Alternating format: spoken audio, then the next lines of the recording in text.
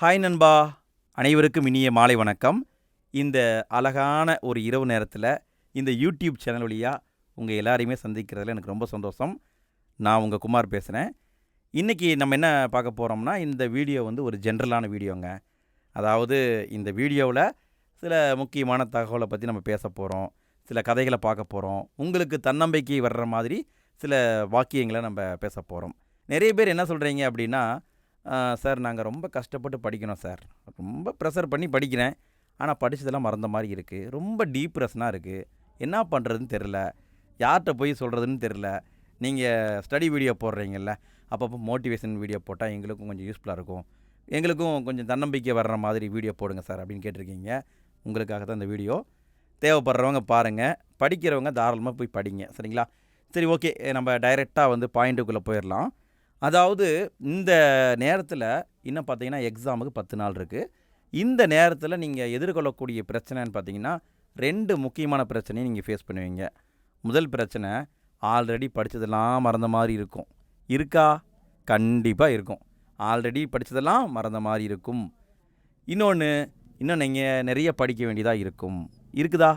நிறைய படிக்க வேண்டியது இருக்குது. இந்த சூழலில் உங்களுக்குள்ளேயே நிறைய குழப்பங்கள் வந்திருக்கும். நம்ம ஒழுங்காக படிக்கலை, என்ன பண்ணுறதுன்னு தெரில, படித்தது மறந்து போச்சு, நம்ம லைஃப் என்ன ஆக போகுதுன்னு தெரில, இப்படி நீங்கள் கண்டிப்பாக யோசிப்பீங்க. இப்போ நீங்கள் புத்தகத்தை எடுத்து வச்சா கூட உங்கள் மைண்டில் இதுதான் வந்துக்கிட்டே இருக்கும். என்ன வந்துகிட்டு இருக்கும்?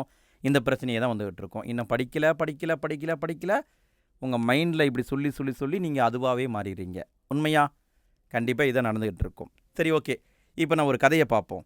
என்ன கதைன்னா, இது பழைய ஸ்கூல் புக்கில் இருந்த கதை தான். நீங்கள் படிச்சிருக்க வாய்ப்பு இருக்குது, படிக்காதவங்க தெரிஞ்சுக்கோங்க. என்ன அப்படின்னா, விவேகானந்தரை பற்றி உங்களுக்கு தெரியும் இல்லையா? அவர் வந்து 1893 சிகாகோவுக்கு போவார். ஏன் போவார்? அங்கே தான் போய் உலக சமய மாநாடு நடந்துகிட்ருக்கோம், சகோதர சகோதரிகளேன்னு பேசியிருப்பார். நான் எப்படி பேசுகிறனோ அந்த மாதிரி அவரும் பேசியிருப்பார். அவர் பேசுகிற அளவுக்கெல்லாம் நான் பேச மாட்டேன், சும்மா ஒரு பில்டப்புக்கு தான், சரிங்களா? சரி, ஓகே, நம்ம பாயிண்ட்டுக்குள்ளே போகலாம். அப்படி அமெரிக்காவுக்கு போய்க்கிற சமயத்தில் அவர் வந்து என்ன பண்ணுறாருன்னா, ஒரு டைம் வந்து வாக்கிங் போகிறாரு. வெளியே போய் அந்த நகரத்தை சுற்றி பார்க்கலாம் அப்படின்னு போகிறாரு. அப்போ அங்கே இருக்கிற இளைஞர்கள், சில யூத்துங்க என்ன பண்ணுறாங்கன்னா, அங்கே வந்து ஒரு ஆறு ஓடிக்கிட்டு இருந்திருக்க மாட்டிருக்கு. அந்த ஆற்றோடைய கரையில் முட்டையை கட்டி தொங்க விட்டு அதை துப்பாக்கியில் சுட்டு பயிற்சி எடுத்துக்கிட்டு இருந்திருக்காங்க. சரி, இந்த வழியாக விவேகானந்தர் போயிருக்காரு. இவரை பார்த்தோன்னே வம்பிழுத்துருக்காங்க. இந்த மாதிரி வந்து உங்களுக்கு சுட தெரியுமா அப்படின்னு கேட்டிருக்காங்க. நான் துப்பாக்கியவே பயன்படுத்தினதில்லை அப்படின்னு அவர் சொல்லியிருக்காரு. அவங்க வந்து உடனே பெரிய பில்டப் பண்ணியிருக்காங்க. இது எங்களால் தான் முடியும், நாங்கள் வந்து பெரிய திறமைசாலிங்க அப்படி இப்படின்னு சொல்லவும் அவருக்கு கோபம் வந்துருச்சு. சரி கொடுங்க, நான் சுட்டு தான் பார்க்குறேனே அப்படின்னு சொல்லி வாங்கி டப்புன்னு எல்லாத்தையும் சுட்டுட்டார். இவங்களுக்கு ஒரே சாக்கு. அதாவது சுடவே தெரியாதுன்னு சொன்னாப்புல, ஆனால் எப்படி சுட்டாப்புல? இதை வந்து அவங்ககிட்டே கேட்குறாங்க. அப்போ அவர் சொல்கிறாரு, எல்லாத்துக்கும் காரணம் மன வலிமை. நான் கரெக்டாக இலக்கு மேலே டார்கெட் பண்ணேன், என் மனசு ஃப்ரீயாக இருந்தது, நான் கரெக்டாக சுட்டேன், சுட்டுச்சு, அவ்வளோதான் அப்படிங்கிற மாதிரி அவர் முடிச்சிட்டாரு. இதுலேருந்து நமக்கு என்ன தெரியுதுன்னா, நம்ம என்ன நினைக்கிறோமோ அதுவாக நம்ம மாறிடுறோமா? என்னால் முடியும்னு நான் நினச்சா என்னால் முடியும், என்னால் முடியாதுன்னு நினச்சா முடியாது. கண்டிப்பாக முடியாது இல்லையா? ஸோ நம்மளால் முடியும் அப்படிங்கிற கான்ஃபிடெண்ட்டை ஃபஸ்ட்டு நீங்கள் வளர்த்துக்கணும். குமார் என்ன சொன்னாலும் சரி குமார், எனக்கு பயமாக இருக்கே அப்படிங்கிறவங்களுக்கு நான் என்ன சொல்கிறேன்னா, இன்னும் பார்த்தீங்கன்னா எக்ஸாமுக்கு டைம் இருக்குது. இன்னும் 10 நாள் இருக்கா? 10 நாள் நீங்கள் யோசிக்கக்கூடாது. இன்னும் பார்த்தீங்கன்னா ஏகப்பட்ட மணி நேரம் இருக்குது. இந்த மணி நேரத்தில் நம்மளால் என்ன பண்ண முடியும்? என்ன பண்ண முடியுமோ அதை தான் நம்ம பண்ணணும். சரி, என்ன பண்ணலான்னா, நீங்கள் ஆல்ரெடி படித்த விஷயங்களை கடைசியாக ஒரு முறை பார்த்துக்கோங்க. என்ன பண்ணணும்? கடைசியாக ஒரு முறை பார்த்துக்கோங்க. கடைசியாக நான் இதை பார்க்க போகிறேன்ப்பா, இனிமேல் நான் உன்னை படிக்க போகிறது கிடையாது, எப்பா ராசா எப்படியாவது என் மைண்டில் நில்லுப்பா அப்படின்னு வேண்டிக்கிட்டு கடைசியாக அந்த பாடத்தை படிங்க. படித்து முடிச்சுட்டு அந்த புத்தகத்தை எடுத்து ஓரம் வச்சுருங்க. என்ன குமார் பொசுக்குன்னு இப்படி சொல்லிட்டீங்க, அப்போ ரிவிஷன் பார்க்குறது? ஏப்பா இதுக்கு மேலாம் டைம் இல்லை, ரிவிஷன் பார்க்க முடியாது. நீங்கள் இனிமேல் படிப்பில் தான் கவனம் செலுத்தணும்.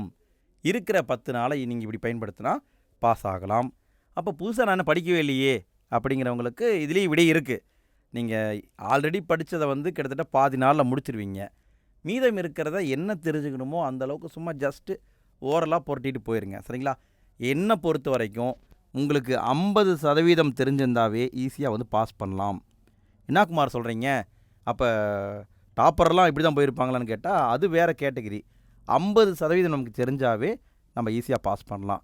ஆனால் இங்கே இன்னும் நிறைய உங்களுக்கு தெரியணும். என்ன தெரியணும்னா, எக்ஸாமில் வரக்கூடிய கேள்வி, ஒரு கேள்விக்கு உங்களுக்கு பதில் தெரியல, அந்த கேள்வியை எப்படி நம்ம சரியான விடையை கண்டுபிடிக்கிறது அப்படிங்கிற ட்ரிக்ஸ் தெரியணும். அதை வேணும்னா கேளுங்க, நான் அடுத்த வீடியோவில் போடுறேன். சரிங்களா? எப்படி கண்டுபிடிக்கிறதுன்னு நம்ம வீடியோவில் போடுவோம். ஸோ அந்த மாதிரி நிறைய ட்ரிக்ஸ் தெரியணும். ரெண்டாவது, நீங்கள் கேர்லெஸ் மிஸ்டேக் பண்ணாமல் இருக்கணும். நீங்கள் தங்கமாக படிச்சுட்டு போய் அங்கே கேள்விக்கு சேட் பண்ணும்போது தப்பாக பண்ணிட்டாலும் வேலை கிடைக்காது. அதே மாதிரி நீங்கள் ஓரளவுக்கு படிச்சுட்டு போய் அங்கே தப்பே பண்ணாமல் கரெக்டாக போட்டாலும் வேலை கிடைக்கும். சரிங்களா? ஸோ எல்லாமே நம்மளுடைய முயற்சியில் தான் இருக்குது. முயற்சிங்கிறத நம்மக்கிட்ட இருக்குது. சரிங்களா? ஸோ இப்போ இருந்து நீங்கள் முயற்சி பண்ணிங்கன்னாவே போதும்.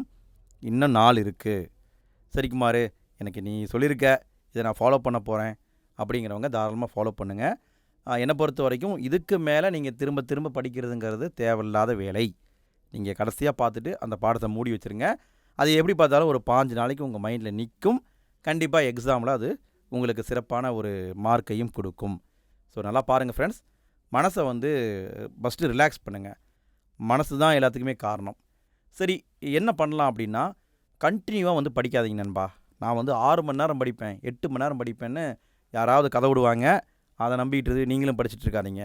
அப்படியெல்லாம் யாராலையும் கண்டினியூவாக படிக்க முடியாது.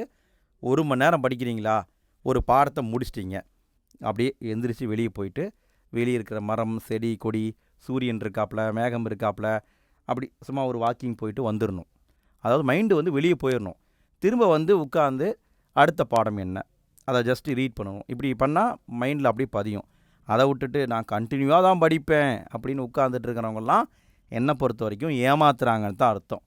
தொடர்ச்சியாக ஒரு மனசனால் அவ்வளோ நேரமெல்லாம் படிக்க முடியாது. புரியுதுங்களா? இன்க்ளூடிங் என்னையும் சேர்த்து தான். அப்படிலாம் படிக்கவே முடியாது.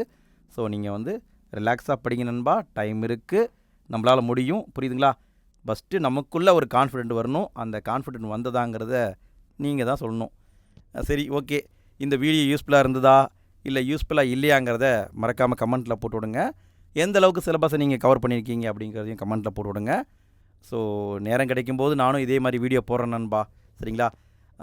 என்னுடைய பிளான் என்னென்னா, எக்ஸாம் முடிச்சுட்டு அதுக்கு பிறகு கரண்ட் அஃபேர்ஸை நம்ம இந்த சேனலில் போடலான்னு இருக்கோம். அதாவது டெய்லியும் அன்றாட நடப்பு நிகழ்வை எடுத்துகிட்டு அதை நம்ம ஸ்டோரி மாதிரி அப்படியே ஜாலியாக பேசிகிட்டே வீடியோ போடலான்னு இருக்கோம். ஆக்சுவலாக இந்த சேனல் ஓப்பன் பண்ணும்போதே நம்முடைய இலக்கு அப்படி தான் இருந்தது. உங்கள் கூட நான் இன்ட்ராக்ஷன் பண்ணணும், ஜாலியாக ஒரு விலாக் மாதிரி உங்கள் கூட பேசிகிட்டே இருக்கணும்னு தான் அப்படி நினச்சி தான் இந்த சேனலையும் ஓப்பன் பண்ணேன். கடைசியாக பார்த்தா இந்த சேனலும் ஸ்டடி சேனல் மாதிரி ஆகிப்போச்சு. சரிங்களா?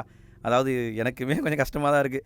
வர்றோம், வீடியோ போடுறோம், போயிடுறோம், வர்றோம், வீடியோ போயிடுறோம், இப்படியே ரிப்பீட்டாக போயிட்டுருக்கு. உங்கள் கூட என்னால் நிறைய பேச முடியல. முன்னெல்லாம் நிறைய லைவ் போட்டுக்கிட்டு இருந்தேன். இப்போ என்னால் லைவ் போட முடியல. லைவ் போடுறதுக்கு வாய்ப்பு இருக்குது. ஆனால் என்ன பிரச்சனைனா, நான் லைவ் போட்டுட்டு உங்களை படிக்க விடாமல் படுறதில் எனக்கு உடன்பாடு இல்லை. நான் லைவ் போட்டால் நீங்கள் இங்கே உட்காந்துக்குவீங்க, அப்புறம் யாருமே படிக்க மாட்டீங்க. ஸோ அந்த தப்பை நான் பண்ண விரும்பலை. ஸோ நல்லா படிங்க நண்பா. கண்டிப்பாக உங்களால் முடியும். நீங்கள் என்னென்ன படிச்சிங்க அப்படிங்கிறத கூட மறக்காமல் எங்கிட்ட டெய்லியும் சொல்லலாம். நீங்கள் விரும்பினா நான் டெய்லி கூட வீடியோ போட தயார். சரிங்களா? அதாவது எக்ஸாம் வரைக்கும் நான் அப்பப்போ சில வார்த்தைகள் பேசிவிட்டு இந்த மாதிரி வீடியோ போட தயார். ஸோ உங்களுக்கு என்ன தோணுதோ மறக்காமல் கமெண்ட்டில் போட்டு விடுங்க. சரி, நல்லா படிங்க நண்பா. இன்றைய நாள் இனிய நாளாக அமைய வாழ்த்துக்கள். அடுத்த வீடியோவில் மீண்டும் சந்திப்போமா? நன்றி.